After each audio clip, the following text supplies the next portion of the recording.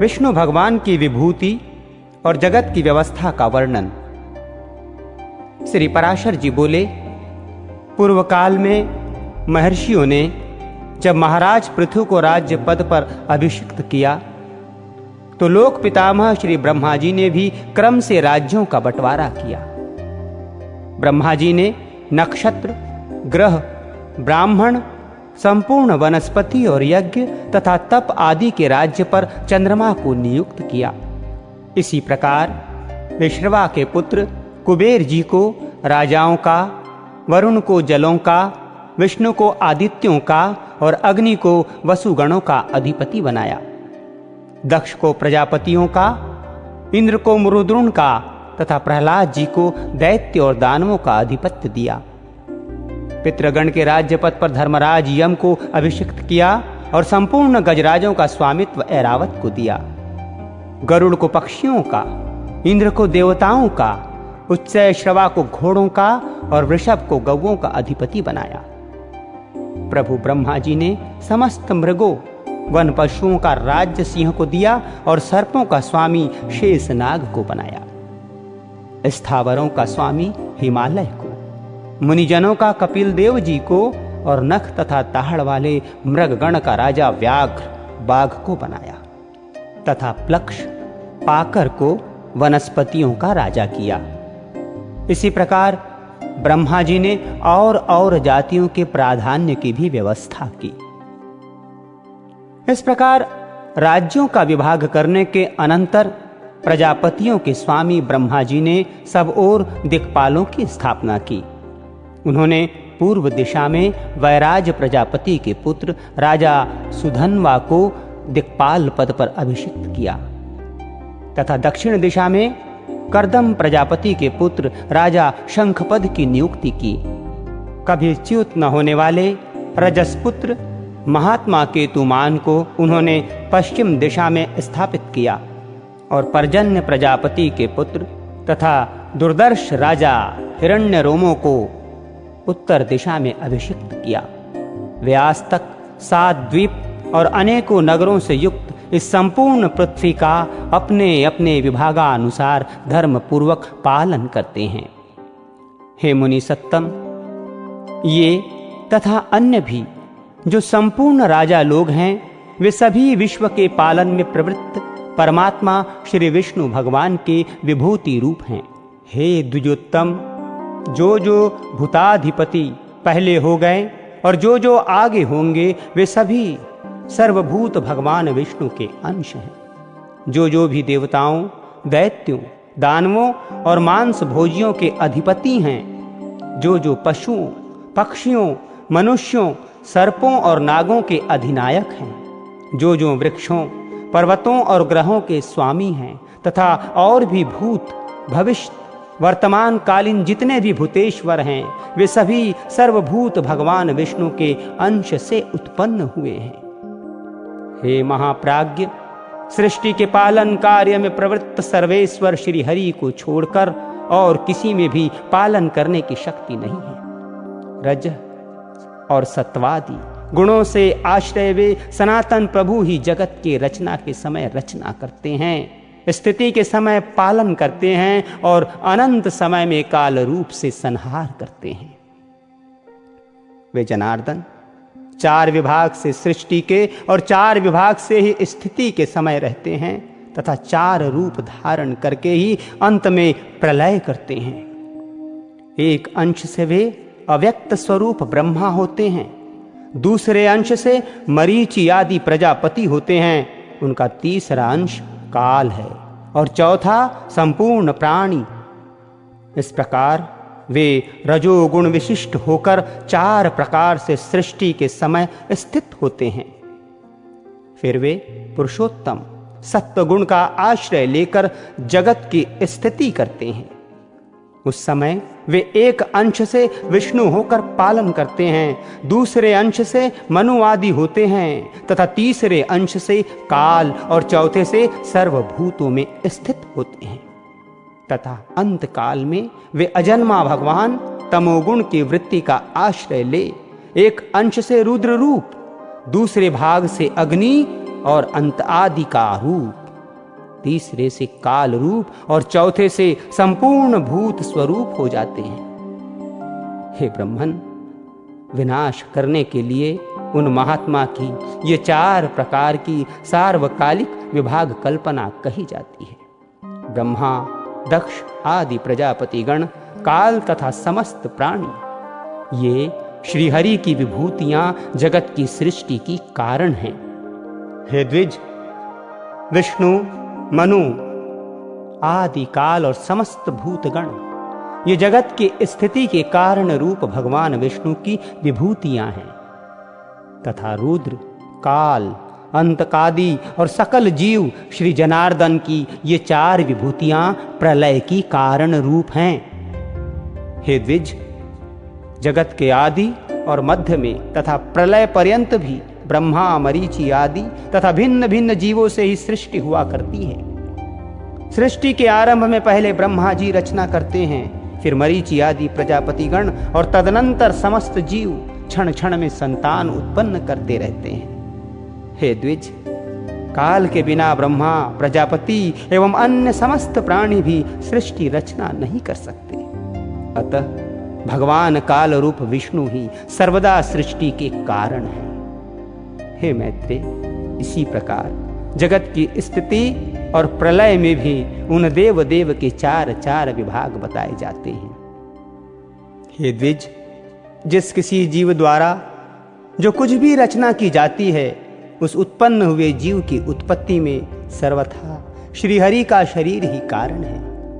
हे मैत्रेय, इसी प्रकार जो कोई स्थावर जंगम भूतों में से किसी को नष्ट करता है, वो नाश करने वाला श्री जनार्दन का अंतःकारक रौद्र रूप ही तो है। इस प्रकार वे जनार्दन देव ही समस्त संसार के रचयिता, पालन करता और संहारक हैं तथा वे ही स्वयं जगत रूप भी हैं। जगत की उत्पत्ति, स्थिति और अंत के समय वे ही इसी प्रकार तीनों गुणों की प्रेरणा से प्रवृत्त होते हैं। तथापि उनका परम पद महान निर्गुण है। परमात्मा का वो स्वरूप ज्ञानमय, व्यापक, ससंवेद, स्वयं प्रकाश और अनुपम है तथा वो भी 4 प्रकार का है। श्री मैत्रेय जी बोले, हे मुने, आपने जो भगवान का परम पद कहा वो 4 प्रकार का कैसे है? ये आप मुझसे विधि पूर्वक कहिए। श्री पराशर जी बोले, हे मैत्रेय, सब वस्तुओं का जो कारण होता है वही उनका साधन भी होता है, और जिस अपनी अभिमत वस्तु की सिद्धि की जाती है वही साध्य कहलाती है। मुक्ति की इच्छा वाले योगी जनों के लिए प्राणायाम आदि साधन है, और पर ब्रह्म ही साध्य है जहां से फिर लौटना नहीं पड़ता।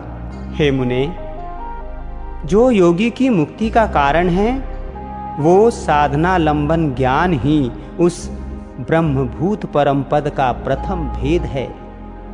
क्लेश बंधन से मुक्त होने के लिए योगाभ्यासी योगी का साध्य रूप जो ब्रह्म है, हे महामुने, उसका ज्ञान ही आलंबन विज्ञान नामक दूसरा भेद है। इन दोनों साध्य साधनों का अभेद पूर्वक जो अद्वैतमय ज्ञान है, उसी को मैं तीसरा भेद कहता हूं। और हे महामुने, उक्त तीनों प्रकार के ज्ञान की विशेषता का निराकरण करने का अनुभव हुए आत्मस्वरूप के समान ज्ञान स्वरूप भगवान विष्णु का जो निर्व्यापार, निर्वचनीय, व्याप्ति मात्र, अनुपम, आत्मबोध स्वरूप, सत्तामत्र, अलक्षण, शांत, अभय, शुद्ध, भावनातीत और आश्रयहीन रूप है, वो ब्रह्म नामक ज्ञान उसका चौथा भेद है। हे द्विज, जो योगी जन अन्य ज्ञानों का निरोध कर इस चौथे भेद में ही लीन हो जाते हैं, वे इस संसार क्षेत्र के भीतर बीजारोपण रूप कर्म करने में निर्बीज वासना रहित होते हैं। अर्थात वे लोक संग्रह के लिए कर्म करते भी रहते हैं, तो भी उन्हें उन कर्मों का कोई पाप पुण्य रूप फल प्राप्त नहीं होता। इस प्रकार का वो निर्मल, नित्य, व्यापक, अक्षय और समस्त हेय गुणों से रहित विष्णु नामक परम पद है। पुण्य पाप का क्षय और क्लेशों की निवृत्ति होने पर जो अत्यंत निर्मल हो जाता है, वही योगी उस परम ब्रह्म का आश्रय लेता है, जहां से वो फिर नहीं लौटता। उस ब्रह्म के मूर्त और अमूर्त दो रूप हैं, जो क्षर और अक्षर रूप से समस्त प्राणियों में स्थित हैं। अक्षर ही वो परम ब्रह्म है और क्षर संपूर्ण जगत है। जिस प्रकार एक देशीय अग्नि का प्रकाश सर्वत्र फैला रहता है, उसी प्रकार ये संपूर्ण जगत पर ब्रह्म की ही शक्ति है। हे मैत्रेय, अग्नि की निकटता और दूरता के भेद से जिस प्रकार उसके प्रकाश में भी अधिकता और न्यूनता का भेद रहता है, उसी प्रकार ब्रह्म की शक्ति में भी तारतम्य है। हे ब्रह्मन, ब्रह्मा, विष्णु और शिव ब्रह्म की प्रधान शक्तियां हैं। उनसे न्यून देवगण हैं तथा उनके अनंतर दक्ष आदि प्रजापति गण हैं। उनसे भी न्यून मनुष्य, पशु, पक्षी, मृग और सरीसृप आदि हैं तथा उनसे भी अत्यंत न्यून वृक्ष, गुल्म और लताएं आदि हैं। अतः हे मुनिवर, आविर्भाव, उत्पन्न होना, तिरोभाव, छिप जाना, जन्म और नाश आदि विकल्प युक्त भी ये संपूर्ण जगत वास्तव में नित्य और अक्षय ही है। सर्वशक्तिमय विष्णु ही ब्रह्म के परस्वरूप तथा मूर्ति रूप हैं, जिनका योगी जन योगारंभ के पूर्व चिंतन करते हैं। हे मुने, जिनमें मन को सम्यक प्रकार से निरंतर एकाग्र करने वालों को आलंबन युक्त सबिज संप्रज्ञात महायोग की प्राप्ति होती है। हे महाभाग, हे सर्व ब्रह्ममय श्री विष्णु भगवान समस्त पराशक्तियों में प्रधान और ब्रह्म के अत्यंत निकटवर्ती मूर्त ब्रह्म स्वरूप हैं। हे मुने, उन्हीं में संपूर्ण जगत ओतप्रोत है, उन्हीं से उत्पन्न हुआ है, उन्हीं में स्थित है और वे ही स्वयं समस्त जगत है। शराशरमय कार्य कारण रूप ईश्वर विष्णु ही इस पुरुष प्रकृति में संपूर्ण जगत को अपने आभूषण और आयुध रूप से धारण करते हैं। श्री मैत्रेय बोले, भगवान विष्णु इस संसार को भूषण और आयुध रूप से किस प्रकार धारण करते हैं, ये आप मुझसे कहिए। श्री पराशर जी बोले, हे मुने, जगत का पालन करने वाले अप्रमेय श्री विष्णु भगवान को नमस्कार कर अब मैं जिस प्रकार वशिष्ठ जी ने मुझसे कहा था वो तुम्हें सुनाता हूं। इस जगत के निर्लेप तथा निर्गुण और निर्मल आत्मा को अर्थात शुद्ध क्षेत्रज्ञ स्वरूप को श्री हरि कौस्तुभ मणि रूप से धारण करते हैं। श्री अनंत ने प्रधान को श्री वत्स रूप से आश्रय दिया है और बुद्धि श्री माधव की गदा रूप से स्थित है। भूतों के कारण तामस अहंकार और इंद्रियों के कारण राजस अहंकार, इन दोनों को वे शंख और श्रांग धनुष रूप से धारण करते हैं। अपने वेग से पवन को भी पराजित करने वाला अत्यंत चंचल सात्विक अहंकार रूप मन श्री विष्णु भगवान के कर कमलों में स्थित चक्र का रूप धारण करता है। हे द्विज, भगवान गदाधर की जो मुक्ता, माणिक्य, मरकत, इंद्रनील और हीरकमयी पंच रूपा वैजंती माला है, वो पंचतंत्र मात्राओं और पंचभूतों का ही संघात है। जो ज्ञान और कर्ममयी इंद्रियां हैं, उन सबको श्री जनार्दन भगवान बाण रूप से धारण करते हैं। भगवान अच्युत जो अत्यंत निर्मल खड्ग धारण करते हैं, वो अविद्यामय कोश से आच्छादित विद्यामय ज्ञान ही है। हे मैत्रेय, इस प्रकार पुरुष प्रधान बुद्धि, अहंकार, पंचभूत, मन, इंद्रियां तथा विद्या और अविद्या सभी श्री ऋषिकेश में आश्रित हैं। श्री हरि रूप रहित होकर भी मायामय रूप से प्राणियों के कल्याण के लिए इन सबको अस्त्र और भूषण रूप से धारण करते हैं। इस प्रकार वे कमल नयन परमेश्वर सविकार प्रधान निर्विकार पुरुष तथा संपूर्ण जगत को धारण करते हैं। जो कुछ भी विद्या, अविद्या, सत असत तथा अव्यय रूप है। हे मैत्रेय, उस सब सर्वभूतेश्वर श्री मधुसूदन में ही स्थित है।